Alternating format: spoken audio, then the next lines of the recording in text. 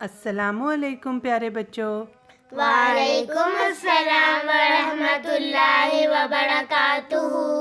بچوں، جیسا کہ آپ کو معلوم ہے کہ الفضل کے صفحہ 2 پر یاد کرنے کی باتیں آتی ہیں۔ جی ہاں، اس میں سب سے پہلے بچوں کے لیے نصاب آتا ہے۔ جی ہاں، کتاب کامیابی کی راہیں حصہ ستارہ اطفال سے 8 سے 9 سال کی عمر کے بچوں کا نصاب جاری ہے، تو چلیں پڑھتے ہیں۔ اسلام۔ اسلام عربی زبان کا لفظ ہے۔ اس کے معنی اطاعت اور فرمانبرداری کے ہیں۔ گویا اللہ تعالیٰ کی کامل فرمانبرداری اور ہر ایک سے صلح و آشتی کا سلوک کرنا اسلام کہلاتا ہے۔ صلح و آشتی کیا ہوتا ہے؟ صلح و آشتی کا مطلب ہے کہ ہر ایک کے ساتھ دوستی سے، پیار محبت سے رہنا، ٹھیک ہے، اس کا نام ہے اسلام۔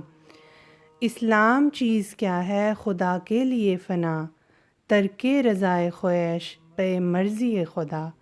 اسلام ایک کامل دین ہے، جیسا کہ اللہ تعالیٰ نے قرآن کریم میں فرمایا، الیوم اکملت لکم دینکم واتممت علیکم نعمتی۔ آج کے دن میں نے تمہارے لیے تمہارا دین اسلام مکمل کر دیا ہے اور اپنی نعمت تم پر کامل کر دی ہے۔ اسلام کی تعلیم نہایت عمدہ، اس کی باتیں بالکل سچی اور اس کے احکام نہایت آسان اور پرحکمت ہیں۔ دنیا کا کوئی اور دین یا مذہب اسلام کا مقابلہ نہیں کر سکتا۔ اس لیے ہم مسلمان ساری دنیا کو اسلام کی طرف بلاتے ہیں اور کہتے ہیں، اسلام سے نہ بھاگو، راہ خدا یہی ہے، اے سونے والو جاگو، شمس الضحیٰ یہی ہے۔ جی تو بچوں، اب اس کے بعد کیا آتا ہے؟ روزمرہ دعائیں یاد کریں۔ جی، جیسا کہ سب کو معلوم ہے کہ بچوں کا الفضل چھوٹی چھوٹی دعائیں بھی یاد کرواتا ہے۔ یہ دعائیں جن بچوں کو نہیں یاد تو وہ بچوں کے الفاظ کے ساتھ دعائیں یاد کر لیں۔ جی بالکل، وہ ہمارے ساتھ یاد کر لیں۔ تو چلیں دیکھتے ہیں آج کون سی دعا ہے۔ یہ دعا قرآن کریم سے ہے، تو آپ بچے میرے ساتھ ساتھ پڑھ لیں۔ ربی حبلی ربی حبلی حکمن حکمن والحقنی والحقنی بالصالحین۔ بالصالحین۔ اب میں آپ کے لیے پڑھ دیتی ہوں۔ ربی حبلی حکمن والحقنی بالصالحین، اور اس کا ترجمہ ہے، اے میرے رب مجھے صحیح تعلیم عطا کر اور نیکوں میں شامل کر۔ ٹھیک ہے بچوں، یہ دیکھا کتنی پیاری چھوٹی سی دعا ہے، اور اپنے لیے تعلیم حاصل کرنے کے لیے اور نیکوں میں شامل ہونے کے لیے یہ دعا مانگتے ہیں۔ ٹھیک ہے بچوں؟ ٹھیک ہے۔ اس کے بعد ایک چھوٹی سی حدیث آتی ہے نا ماما؟ جی بالکل، احادیث یاد کریں۔ یہاں بچوں کے یاد کرنے کے لیے چھوٹی سی حدیث ہوتی ہے، تو چلیں پڑھتے ہیں۔ افضل الصدقۃ ان یتعلم المرء المسلم علما ثم یعلمہ اخاہ المسلم، اور اس کا ترجمہ ہے، افضل صدقہ یہ ہے کہ مسلمان مرد علم حاصل کرے پھر اسے اپنے مسلمان بھائی کو سکھائے۔ تو بچوں، اس کا مطلب یہ ہے کہ ہر مسلمان مرد کو چاہیے کہ وہ علم حاصل کرے اور پھر اسے دوسروں کو بھی سکھائے۔ ٹھیک ہے؟ ٹھیک ہے۔ ٹھیک ہے۔ اس کے بعد ادب آداب ہیں، جس میں جلسے کے آداب ہیں، پہلے کارکنان کے لیے اور پھر مہمانان کے لیے۔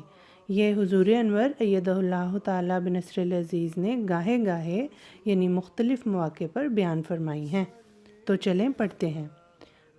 جلسے کے آداب کارکنان کے لیے۔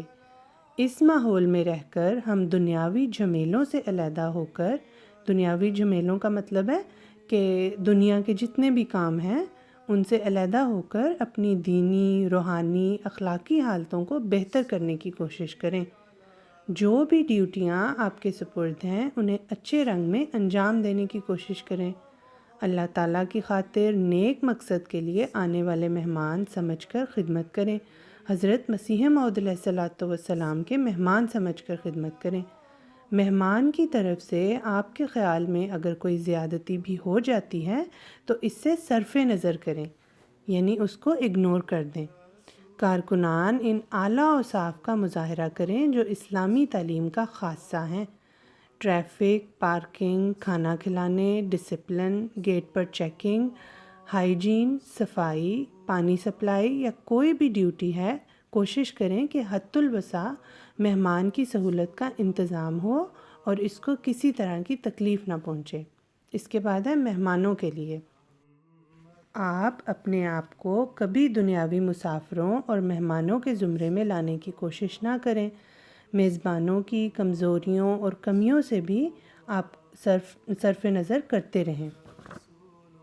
इन दिनों में जलसा में बैठकर जलसागाह में होने वाले प्रोग्राम और तकारीर को गौर से सुनें और इनसे फ़ायदा उठाने की कोशिश करें।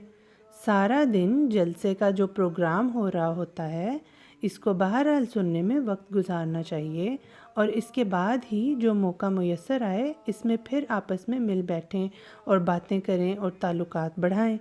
जलसे के माहौल के तकद्दुस को सामने रखें और मेहमान भी सरफ़ नज़र से और अफ़्ज़ से और दरगुज़र से काम लें। कम से कम अपना सामान लाएं ताकि चेकिंग में कम से कम वक्त खर्च हो। सिर्फ बच्चों की ज़रूरत की चीज़ें लाएं। तो ये था अदब आदाब। तो बच्चों, आपको क्या समझ लगी इसमें? ये कि हुजूर ने दोनों को फरमाया कि अगर कोई भी कमी रह जाए तो इग्नोर करें। जी बिल्कुल, शाबाश। तो ये था आज के अल फज़ल के सफ़ा 2 से याद करने की बातें।